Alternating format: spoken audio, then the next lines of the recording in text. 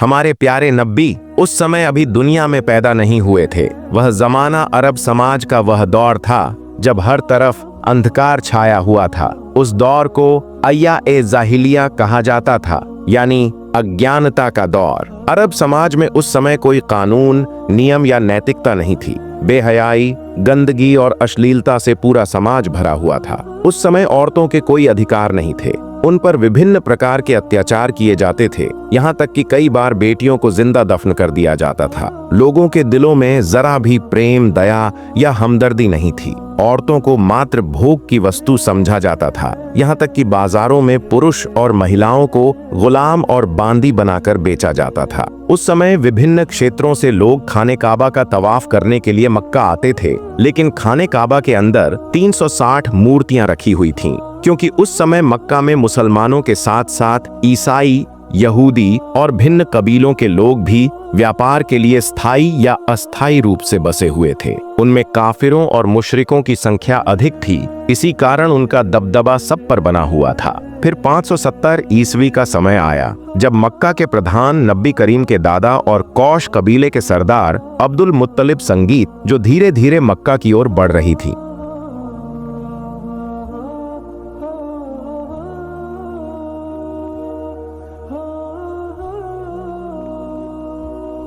लोग उनके भय से अपने घर बार छोड़कर भागने लगे थे, क्योंकि वे उनका मुकाबला करने की ताकत नहीं रखते थे। यहाँ तक कि वह सेना कई मक्का वासियों को कैद करके उन पर जुल्म और अत्याचार करने लगी और नबी के दादा अब्दुल मुत्तलिब के 200 ऊंटों सहित मक्का के सभी ऊंट छीन लिए ताकि कोई उनसे लड़ न सके। उसी समय नबी के चाचा अब्बू तालिब आकर अब्दुल मुत्तलिब हैं और कहते हैं, अब्बा, हम उस हाथियों की सेना से लड़ नहीं सकते, इसलिए हमें उनके सामने हथियार डाल देने चाहिए। तब अब्दुल मुत्तलिब अपने बेटे अब्बू तालिब को लेकर हाथियों की सेना के सरदार से मिलने के लिए रवाना होते हैं। इस सेना का सेनापति था मक्का के पड़ोसी क्षेत्र यमन का शासक अब्राहा। वह बहुत शक्तिशाली और प्रभावशाली था। हालांकि अरब समाज उस समय अंधकार में डूबा हुआ था, लेकिन दुनिया के अधिकांश लोग जान चुके थे कि इस्लाम ही सबसे उच्च, सच्चा और शांति का धर्म है। इसी कारण विभिन्न क्षेत्रों के लोग इस्लाम स्वीकार कर रहे थे और समूहों में हज के लिए मक्का आते थे। इस्लाम और खाने काबा की यह लोकप्रियता देखकर अब्राहा ने अपनी शक्ति के बल पर यमन की राजधानी सना में खाने काबा जैसा एक गिरजाघर बनाया,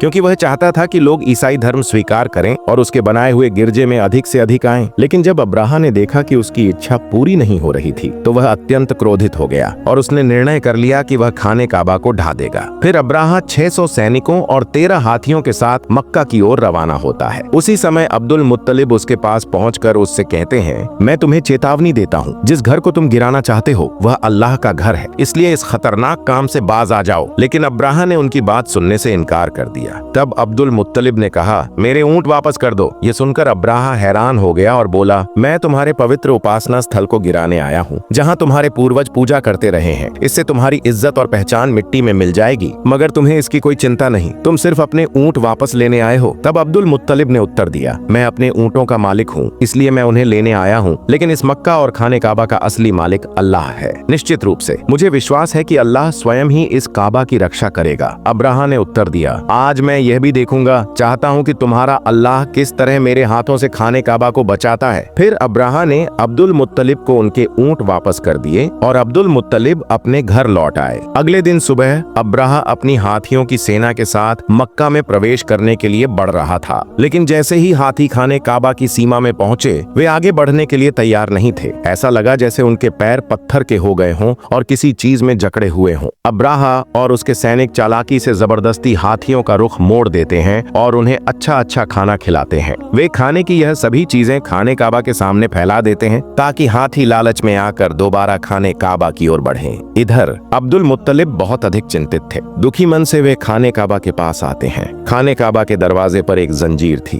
अब्दुल मुत्तलिब ने उस जंजीर को मजबूती से पकड़ लिया और अपना सिर दरवाजे पर रख दिया। फिर अल्लाह ताला से दुआ करने लगे, हे अल्लाह, ये घर तेरा है और इसकी रक्षा की जिम्मेदारी भी तेरी है। हम तो सिर्फ तेरे बंदे हैं, हमारे बस में कुछ भी नहीं। अब तू ही अपने घर की रक्षा कर। ये दुआ करते हुए उनकी आंखों से आंसू बहने लगे। तभी अचानक अब्दुल मुत्तलिब ने आकाश से एक आवाज सुनी। वे धीरे धीरे आगे बढ़े और जैसे ही उन्होंने नजर उठाई, उन्होंने देखा कि आकाश से सैकड़ों अबाबील पक्षी मक्का की ओर आ रहे हैं। अब्दुल मुत्तलिब आश्चर्य से पक्षियों को देख रहे थे और मन में सोच रहे थे, शायद यह अल्लाह की ओर से भेजी गई वह रहमत है जो आज खाने काबा को बचाने के लिए आई है, वरना इतने अधिक अबाबील पक्षी यहाँ क्यों आए हैं। हर अबाबील के पास 3-3 कंकड़ियां थीं। एक कंकड़ी उनकी चोंच में थी और 2 कंकड़ियां उनके पंजों में थीं। अब्दुल मुत्तलिब ने देखा कि सभी अबाबील पक्षियों ने खाने काबा के चारों ओर घेरा बना लिया है, यहाँ तक कि वे तवाफ कर रहे हैं। तब वे समझ गए कि आज दुनिया की कोई ताकत खाने काबा को नष्ट नहीं कर सकती।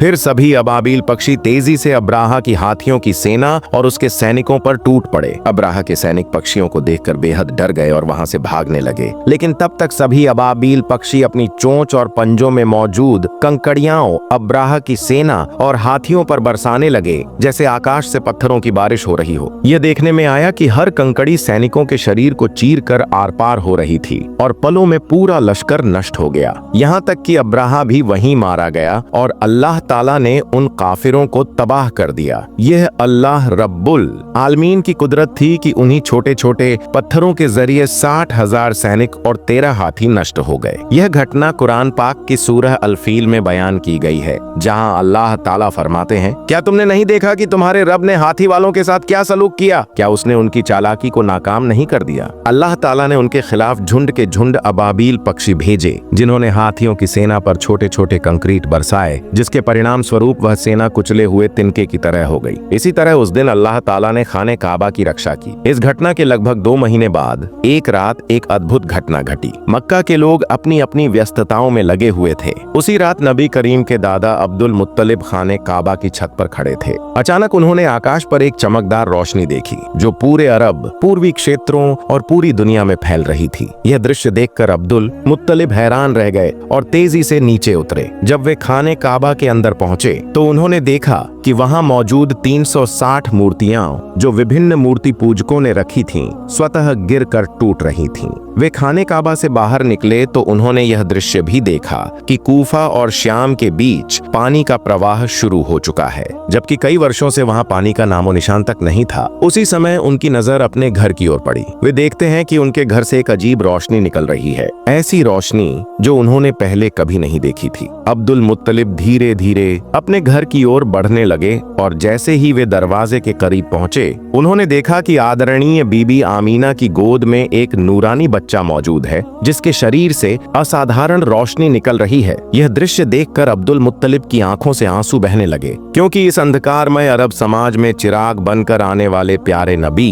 हजरत मोहम्मद दुनिया में तशरीफ ला चुके थे। अगले दिन अब्दुल मुत्तलिब ने अपने प्यारे नवासे की हकीक में ऊंट जबाह किया और गरीबों व जरूरतमंदों को खाना खिलाया। इस मौके पर उनके बेटे अब्बू तालिब भी उनकी मदद कर रहे थे। इसी दौरान नबी के चाचा अब्बू लहब वहां पहुंचे, मगर जब उन्हें पता चला कि उन्हें गरीबों के साथ बैठकर खाना पड़ेगा तो वे दरवाजे से ही वापस लौट गए, क्योंकि अब्बू लहब बहुत घमंडी इंसान था। इधर हजरत आमिना के सीने में दूध नहीं था, इसलिए नबी करीम को दूध पिलाने के लिए एक दाई को बुलाया गया। वह दाई दरअसल अब्बू लहब की पत्नी की बांदी थी। जब अब्बू लहब घर वापस आया तो उसकी पत्नी ने उससे गुस्से में झगड़ा किया कि तुमने मेरी बांदी को यह काम करने क्यों दिया, क्योंकि असल में अब्बू लहब की पत्नी भी बहुत घमंडी औरत थी। दूसरी ओर यहूदी विद्वान एक स्थान पर बैठकर आपस में चर्चा कर रहे थे। वे यह समझ चुके थे कि जरूर कोई खास बच्चा पैदा हुआ है, क्योंकि उनकी धार्मिक किताबों में इसका उल्लेख था। जिस रात प्यारे नबी का जन्म हुआ, उस रात आकाश पर जो प्रकाश प्रकट हुआ,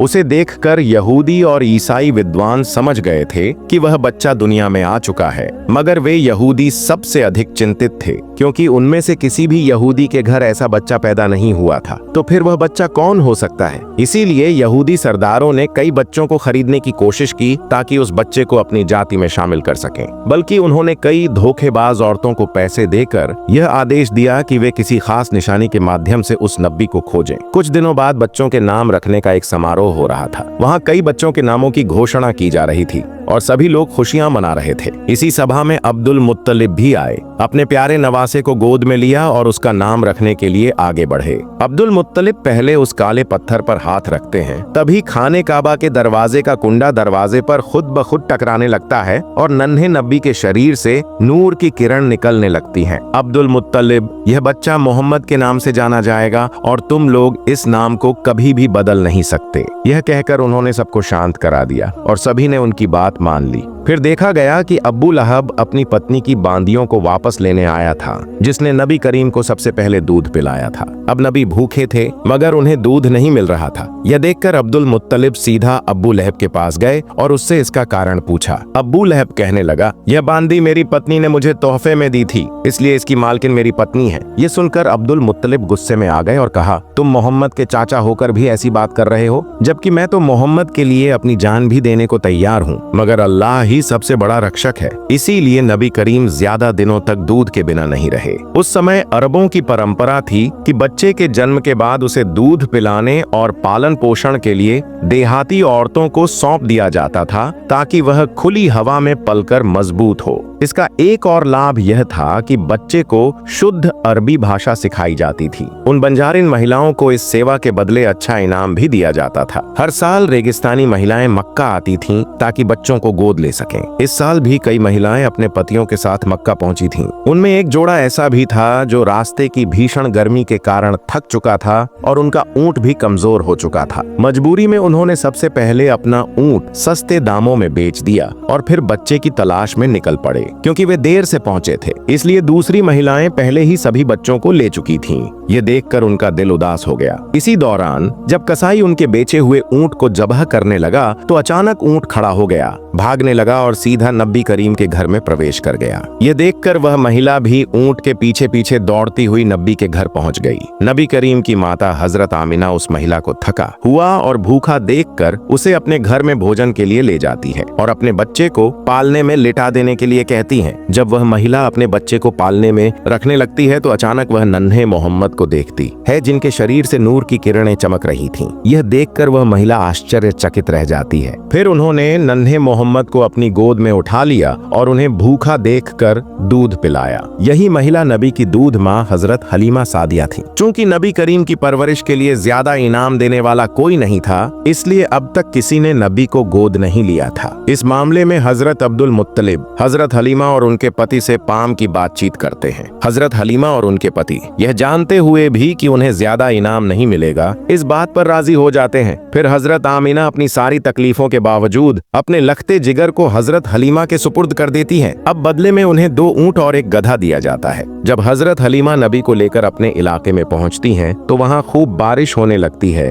हालांकि इससे पहले कई साल से वहां बारिश नहीं हुई थी। साथ ही जब से नबी करीम हजरत हलीमा के घर आए, तब से उनके घर में अल्लाह की रहमतों की बारिश होने लगी। यूं 2 साल का अरसा गुजर गया। जब मुआद की मुद्दत पूरी हो गई तो हजरत हलीमा और उनके पति नबी करीम को वापस उनकी मां हजरत आमिना के पास ले आते हैं। जैसे ही नबी आते हैं तो खाना एक काबा नूर से जगमगा उठता है। दूसरी तरफ हजरत आमिना अपने बेटे को देखकर खुशी से रो पड़ती है। लेकिन इसी वक्त काबा के आसपास एक महामारी फैल चुकी थी। साथ ही हजरत अब्दुल मुत्तलिब को खबर मिलती है कि बन यहूदी अब भी नबी को तलाश करने की कोशिश कर रहे हैं। किसी भी खतरे से बचाने के लिए वहाँ के हकीम और जादूगर उन्हें ठीक करने की कोशिश करते हैं, लेकिन कोई फायदा नहीं होता। ये देखकर नबी जादूगरों को वहाँ से हटा देते हैं। जैसे ही नबी हजरत हलीमा का हाथ पकड़ते हैं, वह अचानक पूरी तरह से सेहतमंद हो जाती हैं। यह देखकर जादूगर हैरान हो जाते हैं और तुरंत वहाँ से चले जाते हैं। लेकिन वे समझ चुके थे कि यही वह खास बच्चा है, इसीलिए उन्होंने यह खबर यहूदियों को दे दी।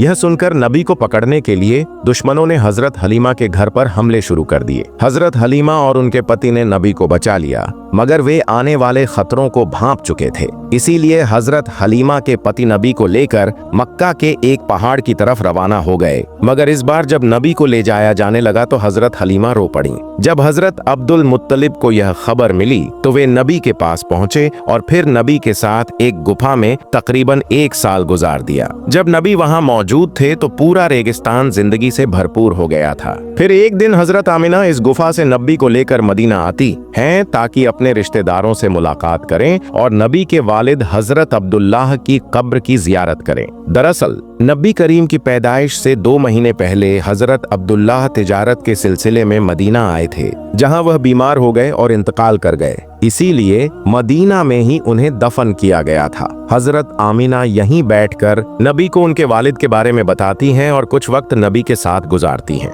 लेकिन सिर्फ 2 महीने बाद हजरत आमिना अचानक बीमार हो जाती हैं और इसी बीमारी की हालत में मदीना से वापसी के दौरान रास्ते में ही हजरत आमिना का भी इंतकाल हो जाता है। चूंकि केवल 6 साल की उम्र में ही पैगंबर मोहम्मद अनाथ हो गए, लेकिन इसी दौरान जब यहूदियों ने पैगंबर पर हमला करने की कोशिश की तो पैगंबर मोहम्मद के चाचा हजरत अब्बू तालिब ने उन्हें रोक दिया। इसके बाद हजरत अब्बू तालिब पैगंबर को लेकर मक्का वापस आए और उन्हें उनके दादा हजरत अब्दुल मुत्तलिब के सुपुर्द कर दिया। पैगंबर मोहम्मद और हजरत अब्दुल मुत्तलिब हमेशा साथ रहते थे, यहाँ तक कि काबा की देखभाल, हज के लिए आने वाले जायरीन की सेवा में पैगंबर अपने दादा की मदद किया करते थे। लेकिन एक दिन जब हजरत अब्दुल मुत्तलिब तवाफे काबा कर रहे थे तो वह अचानक बीमार हो गए। इसी मौके का फायदा उठाते हुए पैगंबर के अहंकारी चाचा अब्बू लहब कुरैश का सरदार बनना चाहते थे, लेकिन जल्द ही हजरत अब्दुल मुत्तलिब पैगंबर की जिम्मेदारी हजरत अब्बू तालिब के हवाले कर देते हैं। कुछ दिनों बाद हजरत अब्दुल मुत्तलिब का इंतकाल हो जाता है, क्योंकि केवल 8 साल की उम्र में पैगंबर मोहम्मद बिल्कुल अकेले हो जाते हैं। इसके बाद पैगंबर अपने चाचा हजरत अब्बू तालिब के साथ मक्का में रहने लगते हैं। वहाँ पैगंबर बकरियां चराने सहित विभिन्न काम करते थे। लेकिन एक दिन पैगंबर देखते हैं कि उनके अहंकारी चाचा अब्बू लहब सुबैबा नाम की एक बांदी को किसी दूसरे के हाथों बेच रहे हैं। सुबैबा का पति अब्बू लहब से बार बार विनती करता है कि वह उसे ना बेचे,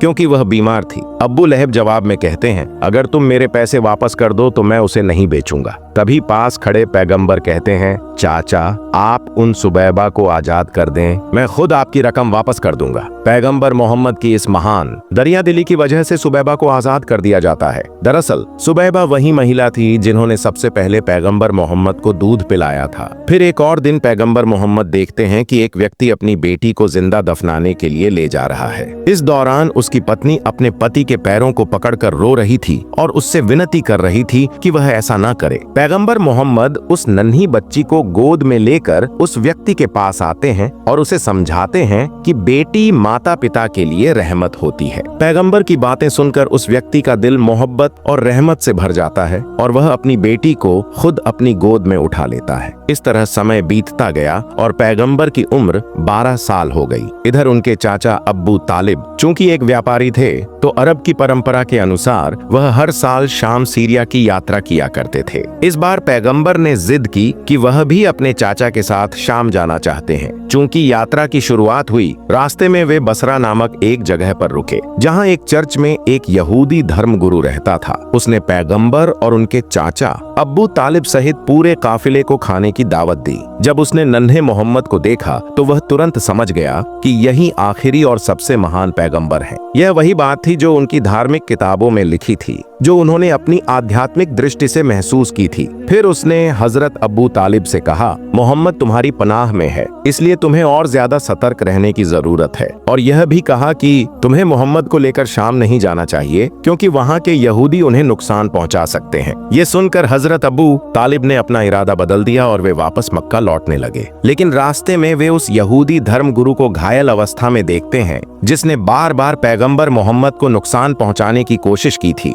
यह देखकर पैगंबर अपनी सवारी से उतरते हैं और उस यहूदी के मुंह में पानी डालते हैं, फिर उसे समुद्र के करीब ले आते हैं। वहां पैगंबर देखते हैं कि एक महिला और उसके 2 बच्चों को जंजीरों से बांधकर एक मूर्ति के सामने रखा गया था बलि के लिए। दूसरी तरफ वहां के मछुआरों का कबीला पूजा कर रहा था, ताकि उनका देवता यह बलि स्वीकार करे और उन्हें अपार धन प्रदान करे। लेकिन जब प्यारे पैगंबर हजरत मोहम्मद ने यह दृश्य देखा, यह देखकर वहां के मछुआरों ने पैगंबर को रोकने की कोशिश की, मगर तभी समुद्र की एक जबरदस्त लहर उठी, जिसकी तीव्रता से वह मूर्ति जमीन पर गिरकर टुकड़े टुकड़े हो गई। यह दृश्य देखकर वहां के पुजारी अधिकारी डरकर अपने घरों में छुप गए। कुछ देर बाद जब वह समुद्री तूफान थमा तो लोगों ने देखा कि असंख्य मछलियां तट पर इकट्ठा हो गई हैं। ये देखकर मछुआरे हैरान रह गए और जल्दी से वे मछलियां पकड़ने में व्यस्त हो गए। दूर खड़ा वह यहूदी धर्म गुरु भी यह सब देखकर दंग रह गया। वास्तव में यह सब पैगंबर की दुआ की बरकत से हुआ था और यह अल्लाह ताला की कुदरत की एक निशानी थी। अंतिम दृश्य में दिखाया जाता है कि हजरत अब्बू तालिब बूढ़े हो चुके हैं और वे काबा के सामने खड़े होकर मक्का के सभी लोगों को बुला रहे हैं कि अब बिना किसी झगड़े के इस्लाम के रास्ते पर लौट आएं और एक शांतिपूर्ण जीवन व्यतीत करें। लेकिन तब भी मक्का के कुछ सरदार हजरत अबू तालिब और हजरत मोहम्मद को झूठा साबित करना चाहते थे। लेकिन उस समय तक मक्का के अधिकांश लोग यह समझ चुके थे कि हजरत मोहम्मद ही आखिरी और सबसे पैगंबर हैं और उनका धर्म ही सबसे सच्चा, सबसे महान और शांति का धर्म है।